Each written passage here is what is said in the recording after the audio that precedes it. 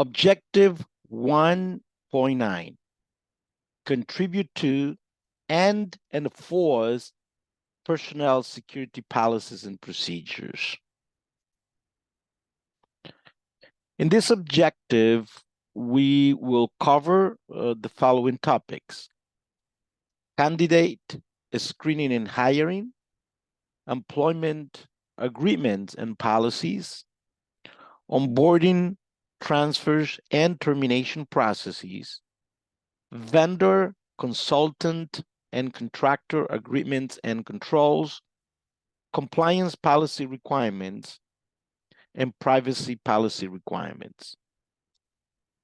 Objective 1.9 focuses on building a strong security posture through personnel practices.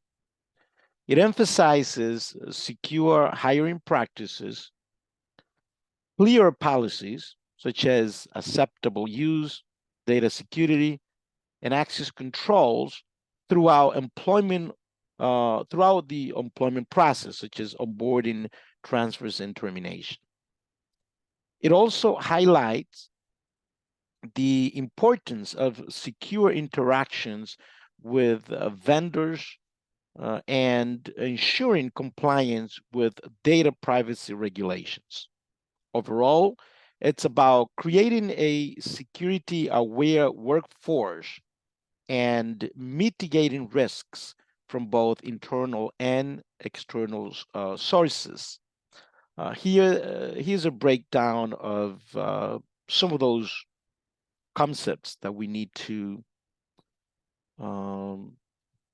that you need to understand in order to not only do your daily job as a cybersecurity professional, but also to pass the CISSP exam.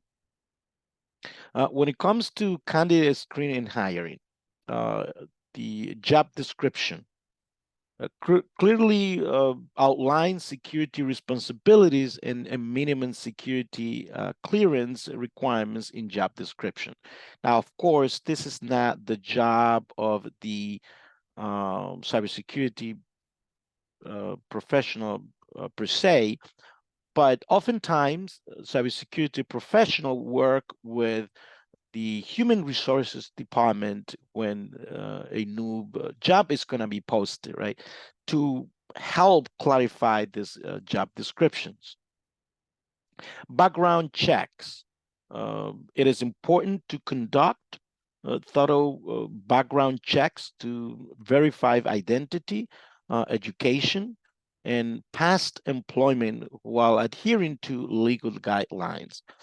And especially in today's environment where everything can be faked and modified, and also because there are many responsibilities for a cybersecurity professional that may have access to confidential data, so this is really important.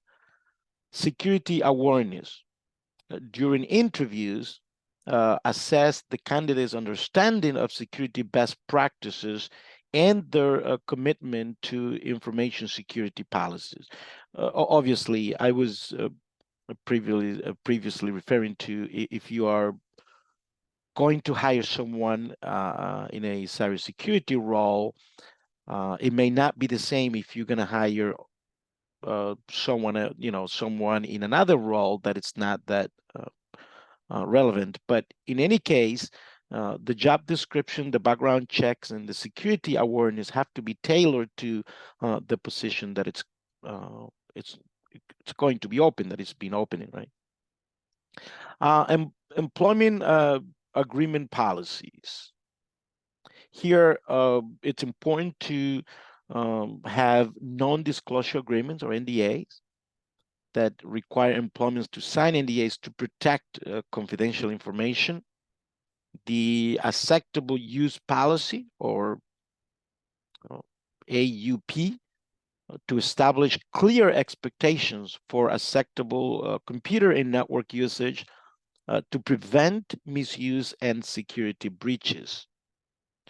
Outline procedures for handling sensitive data including data classifications, access controls, and encryption. When it comes to onboarding, the transfers, and termination procedures, um, provide mandatory security awareness training to new hires, covering topics like password hygiene, phishing scams, and social engineering, among others.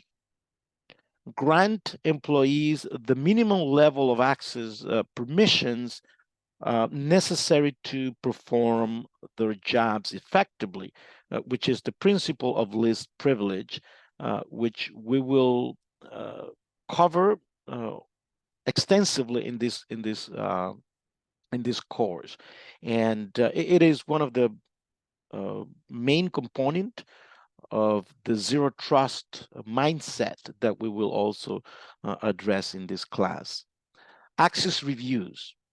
It is important to regularly review employees' access rights, especially during transfer or promotions, to ensure continued need and justification.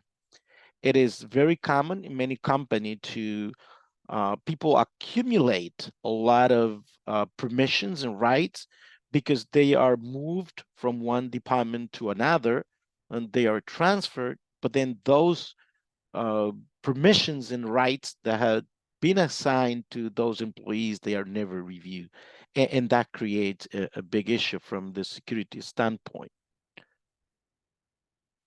Open termination promptly disable employee accounts, collect company property, including laptops and mobile devices, and enforce data return or deletion procedures.